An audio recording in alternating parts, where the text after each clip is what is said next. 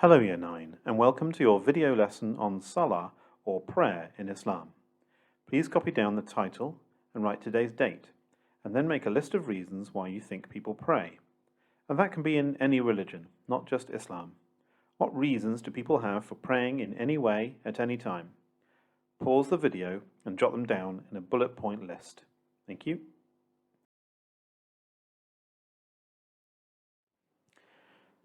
Okay, here are some common reasons why many religious people spend time praying. Firstly, to honor or worship God, to speak out words of praise to say how good and amazing God is. To ask for forgiveness for any sins they might have committed recently, perhaps.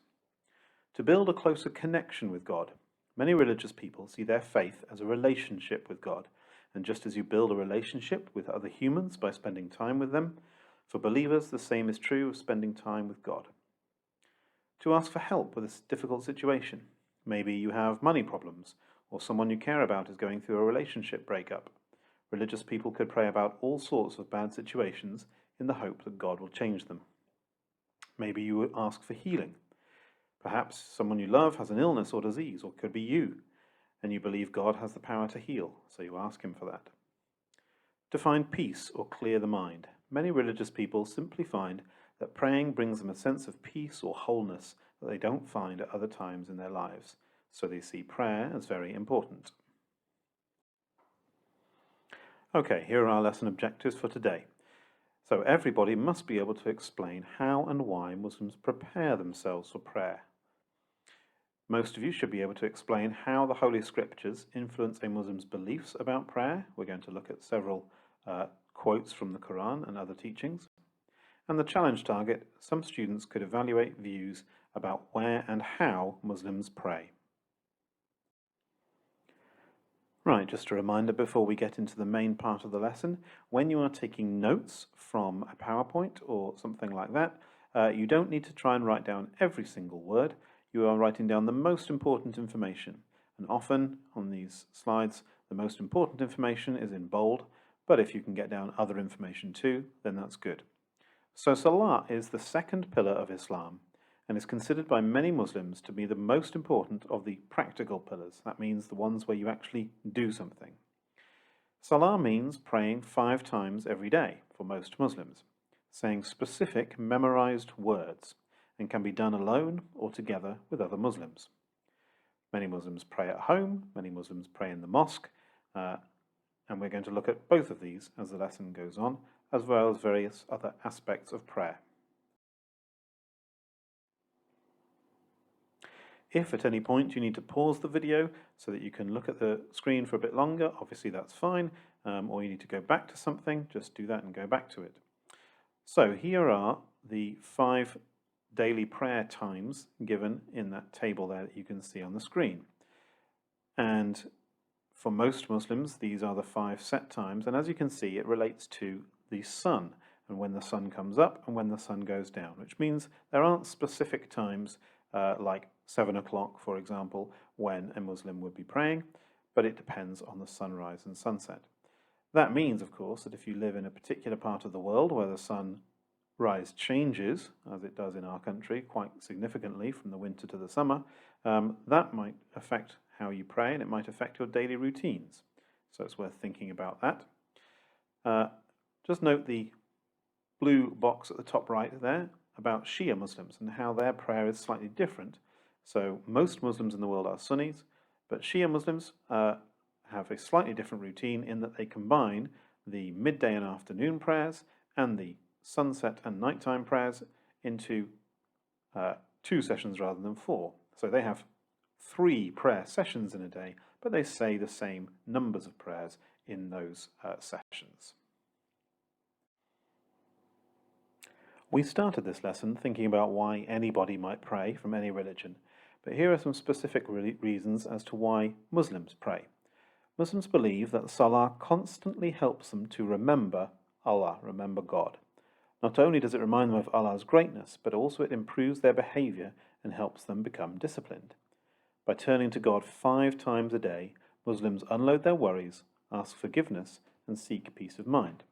And if you think about that 5 times a day routine, it's a very regular reminder of God, being there in your life, of God needing to be praised and worshipped, of the importance of those key beliefs in a Muslim's life.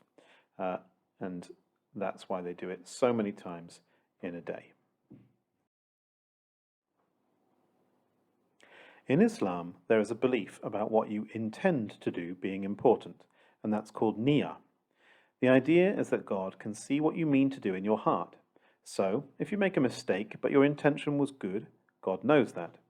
But also, if you just do something religious without really thinking about it, without the right intention, that's not the right way to follow God. This applies to prayer too. You have to start in your heart with the intention to speak to Allah, the creator of the whole universe, and that requires a specific attitude. Look at the teachings on this from the Quran and the Prophet. So the purple one from the Quran, woe to those who pray but are heedless of their prayer. And from the Prophet Muhammad, verily, actions are judged by the intention behind it. Pause the video, please, while you copy out at least one of the quotes, highlight it, and explain it in your own words. You might need to quickly look up what woe means or heedless. If so, I suggest dictionary.com as a good website to use. As well as preparing their hearts with niyyah, Muslims also prepare their bodies for prayer with wudu. You can read the information on this slide and make notes, but to find out even more, go back to Satchel 1 and click the next video link. You have to click on the link text rather than the thumbnail icon, by the way. As you watch, make a note of what body parts are washed during wudu. Then come back to this video lesson. Now we're going to look at several teachings about prayer itself, rather than the preparation for prayer.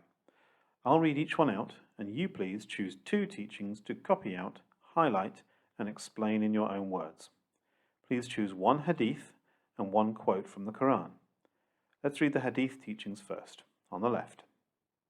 The Prophet Muhammad said, "Between faith and unbelief is abandoning the prayer." And the second one, "The key to paradise is prayer. The key to prayer is wudu." Now the quotes from the Quran. "O you who have believed, seek help through patience and prayer. Indeed, Allah is with the patient." And the second one from chapter 29. "Indeed, prayer prohibits immorality and wrongdoing, and the remembrance of Allah is greater, and Allah knows that which you do." Okay, copy 2 down and explain them in your own words, please. The next video link on Satchel 1 gives you a lot of good information about how and why Muslims pray, both in the narration and what the Muslim Boys says. Pause this video here, watch that one closely, and note down at least 3 important points about prayer. For example, where a Muslim can pray, what they believe about prayer, and any other good facts. Off you go. This task requires some independent research. There are 5 words on the screen, and you need to find out what they mean to a Muslim with regard to prayer. I suggest typing Islam, then the word, into a search engine to find out. Or stay on this video and look at the 4 slides coming up without my voice on them that will give you some information, but you should add extra from the internet too. If you want to go to a specific website, the best one will be BBC Bitesize, as the explanations are nice and clear. There is an extension task though. You might know all these words already, especially if you are a Muslim. Instead of looking them up then, if this is you, write a paragraph that uses them all in a way that shows you know what they mean. For example, you could write a paragraph describing how you pray and include all those words. Okay, off you go.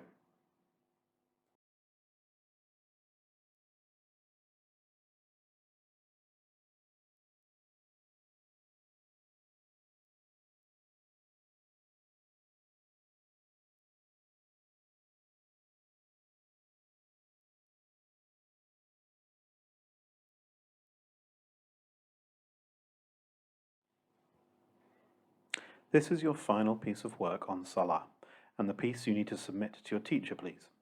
If you do this well, it will show that you've completed and understood all the other work in the lesson. You must choose 2 questions to answer of different colours.